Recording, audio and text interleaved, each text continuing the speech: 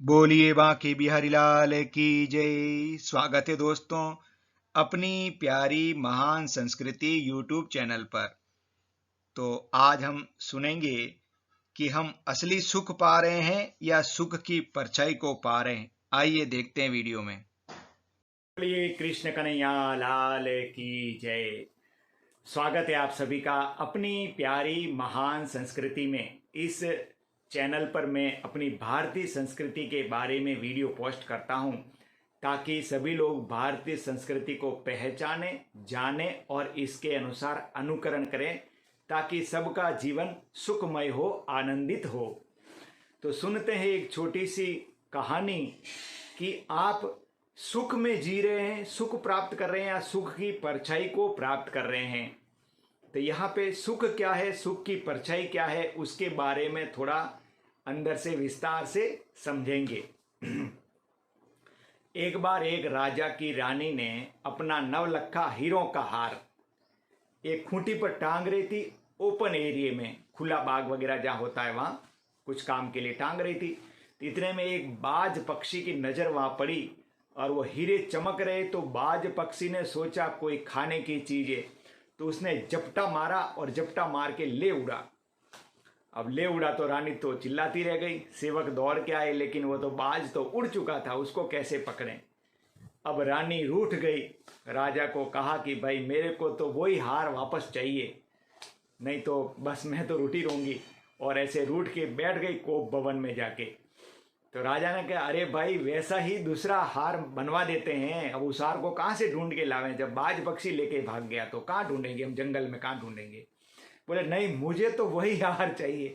और आप जानते हैं कि स्त्री हट बाल हट के सामने हम हार ही जाते हैं।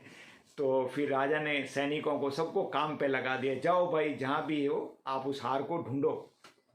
तो बहुत दिन तक ढूंढते ढूंढते रहे। एक दिन एक मंत्री, सभी को काम पे लगा दिया था, एक मंत्री की नज़र एक नाला बह रहा था गंदे पानी का। तो वहाँ उसकी नज़र पड़ी तो हार उसमें उसको दिखा। तो वो कूदा अंदर हार लेने के लिए, सबको बोला हार मिल गया, हार मिल गया, आओ आओ। सबको उसके साथ सैनिक वैनिक जो भी थे सब दौड़े, बोले हार मिल गया, हार मिल गया। कूदा लेकिन हार पकड़ में नहीं आवे, बदबू आवे गंदे पानी की, लेकिन हार हाथ में नहीं आवे। एक एक करके सभी लोग कूदे, वो सोचे कि मेरे हाथ में आ जाएगा, मेरे हाथ में आ जाएगा। राजा ने कहा कि जो भी हार को ढूंढ के लाएगा उसको बड़ा भारी इनाम दिया जाएगा।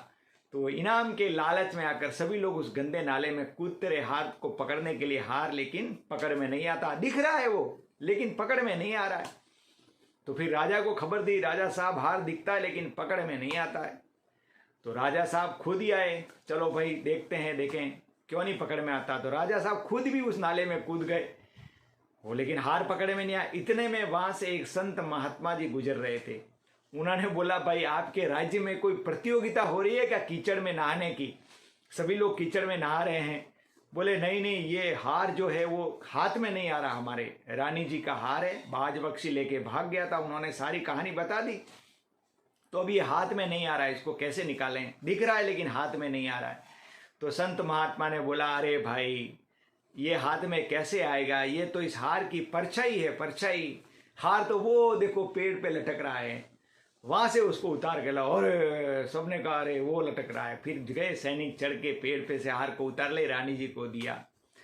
तो हम भी जो हमने हमारे इस कहानी से शिक्षा मिलती है कि हम अपने जीवन में क्या उस सुख की परछाई को तो नहीं पकड़ रहे हैं, क्षणिक सुख के आनंद को पकड़ के तो नहीं भाग रहे हैं, क्योंकि असली सुख जो है वो परमात्मा का सुख है, परमात्मा का भजन ध्यान का सुख है। और वो जो सुख होता है वो हमेशा के लिए होता है। बाकी सांसारिक सुख जो अपन प्राप्त करते हैं, रुपया पैसा धन दौलत वगैरह, गाना बजाना, जो भी हो सांसारिक सुख, आप समझ गए, तो वो सुख क्षणिक, क्षण के लिए होता है, क्षणिक होता है। लेकिन जो परमात्मा का सुख होता है, परमात्मा भजन ध्यान करते हैं, परमात्मा का कीर्तन करते हैं, वो लंबा सुख होता है, यानी कि हमेशा के लिए सुख होता है, जिसको परमानेंट सुख बोलते हैं। तो हमें उसी सुख की ओर अग्रसर होना है, अपने परमात्मा में ध्यान लगाना है, भजन करना है। इस तरह अपना जीवन इस लोक में ही नहीं परलोक भी हमको सफल बनाना है। तो आज के लिए इतना ही, मिलते हैं फिर अगले दिन अगले वीडियो में इसी नए ज्ञान के साथ। बोली भारतीय सनातन संस्कृति की जय हो। आपने चैनल को सब्सक्राइब नहीं किया तो कर लीजिए, ताकि जब भी कोई नया वीडियो पोस्ट होता है तो उसका नोटिफिकेशन आपको मिल जाएगा। और वो जो बेल होता है ना, आइकॉन बेल, जिसको उसको जरूर दबा देना और ऑल को दबा देना, ताकि आपके पास जल्दी से नोटिफिकेशन आ जाए और इस तरह का ज्ञान आप प्राप्त करते रहे। हमारी संस्कृति को महान बना, महान तो है ही, लेकिन उसका अनुकरण करें, वो जीवित रहे, उसका अनुकरण और औरों को भी इसके बारे में बताते रहें।